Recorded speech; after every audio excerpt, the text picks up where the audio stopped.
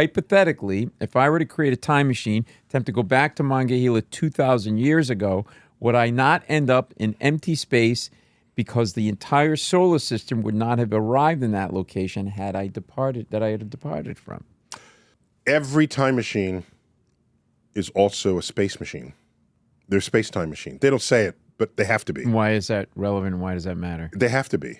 Now, they got around that in Back to the Future because when Marty is trying to escape from the Libyan terrorists and he jumps in the DeLorean and he's quickly typing the date, he types 1955, but it's the same day of the year as he leaves. So he goes back to 1955. Earth is in the same part of its orbit On that around day, the sun. because of the date. The The date was the same. So they skirted. But that can't be true because over the years. Hang on. So that they dodged that bullet a little bit. Okay. Had it been 6 months earlier or later, he'd just be plopped in the vacuum of space and he'd be dead. Okay. So the reason why they dodged that bullet is because the entire solar system is also orbiting the center of the galaxy. It happened to pick the exact date. That was the key there. Well, only for the moving coordinate system that is the solar system. Okay. But because the whole solar system is moving, he goes back 30 years. He's leaving our solar system today. And if he only moved in time, he would be where our solar system is today 30 years ago. But he also moved. He would have been well ahead of where the solar system would have gotten.